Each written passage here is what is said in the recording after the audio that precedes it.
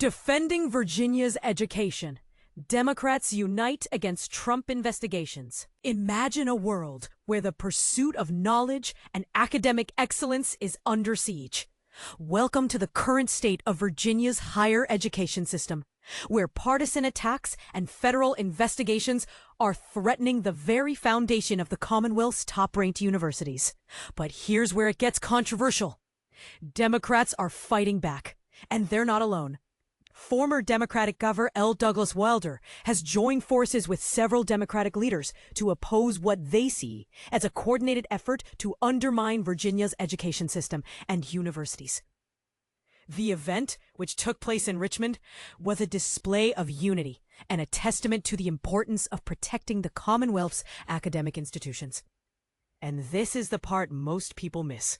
The current gubernatorial appointment process is under scrutiny, with Democrats considering reforming the process to prevent partisan interference.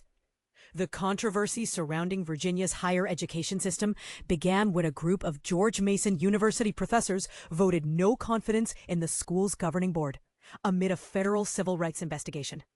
This was followed by the resignation of the University of Virginia's president after the Trump administration put pressure on the institution to dismantle its diversity, equity, and inclusion efforts. But what's really at stake here?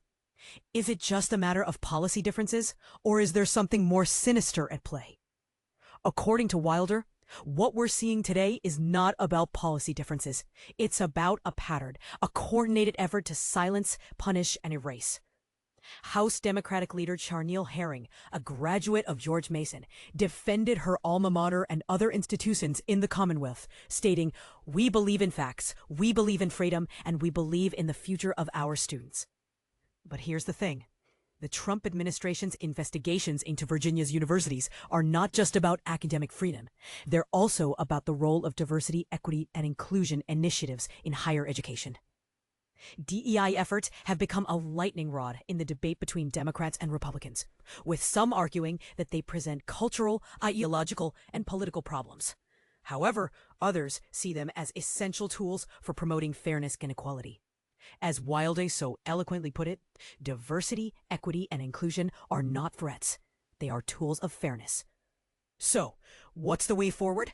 Democratic leaders are considering several options, including reconsidering legislation to support governing boards and reforming the gubernatorial appointment process. One idea is to reintroduce a proposal that would redefine the authority of governing boards within public universities regarding their legal affairs. Another option is to amend the state code to specify that gubernatorial appointments cannot take effect until they are confirmed by the General Assembly. But here's the question. Will these efforts be enough to protect Virginia's higher education system from partisan interference? Only time will tell. In the meantime, one thing is certain. The fate of Virginia's top-ranked universities hangs in the balance, and it's up to the people to decide what kind of education system they want. So we ask you, what do you think? Should DEI initiatives be protected, or do they pose a threat to academic freedom? Share your thoughts in the comments below. Virginia University Board Battle. Youngkin appointees face legal challenge in Fairfax court. The battle over university boards in Fairfax is intensifying as a pivotal legal showdown unfolds. A Fairfax County judge will decide next week whether a Virginia Senate committee can block 8 of Governor Glenn Youngkin's appointees from serving on the governing boards of 3 embattled institutions of higher education.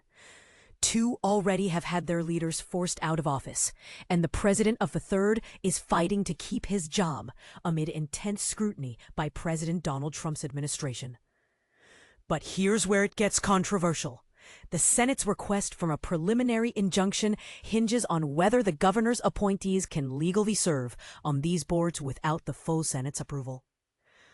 Critics argue that the Senate's vote to kill the confirmation resolution constitutes a legislative refusal, rendering board members ineligible to remain in their roles. Meanwhile, proponents insist that the Senate committee alone cannot override the governor's authority, as the full Senate and House of Delegates must approve such appointments. The George Mason Board, scheduled to meet next Friday, is under a cloud of investigations by the Trump administration, which alleges discriminatory actions by the university. Its president, Jim Ryan, resigned earlier this month under pressure, leaving a vacuum that the Senate is trying to fill. At the same time, the University of Virginia, UVA, and Virginia Military Institute, VMI, are grappling with leadership changes. UVA's president, Jim Ryan, left after being pressured by the Trump administration, while VMI's board voted on February 28 to reject the contract of Major General Cedric Wins, the first black superintendent in the Institute's 186-year history. The 8 disputed appointees include former Virginia Attorney General Ken Cuccinelli, who served as acting Deputy Secretary of Homeland Security during Trump's first term, and Karen Merrick, a former Virginia Secretary of Commerce and Trade. Their roles on the Mason board, ranging from federal legal counsel to nonprofit executives, highlight the complexity of a case. The legal battle centers on whether the Senate's vote to reject the governor's nominees violates constitutional principles. Senate Democrats argue that the vote amounts to a legislative refusal, forcing board members to step down and requiring them to block participation. In contrast, Attorney General Jason Miyares contends that the Senate committee lacks the authority to override appointments without the consent of the full Senate and House of Delegates. The court's decision could reshape the future of public universities in Virginia. If the judge grants the injunction, attorneys for the senators will seek a stay midday Wednesday, allowing them to respond to the governor's appointees. This would delay the George Mason Board's meeting until Friday morning, raising questions about the timing of critical decisions. Legal experts warn that the outcome could ripple through the broader educational landscape. These are not quiet summers, said Mark Stansel, the lead attorney for the Virginia senators, as they navigate a crisis that threatens the stability of academic institutions. There's a lot going on. The dispute also touches on a broader debate. Should the executive branch's power to appoint officials be subject to legislative approval? Critics argue that the SAG's refusal to confirm appointments undermines the independence of state institutions, while supporters claim it's a necessary check on presidential influence. As the case unfolds, the stakes are high. If the judge rules in favor of the Senate, it could signal a shift toward greater legislative oversight of executive appointments. But if the court sides with the appointees, it may reinforce the idea that governors have broad authority to shape higher education. The fight for the future of Virginia's universities is not just about legal battles. It's about the role of government in shaping education and the balance between executive and legislative power.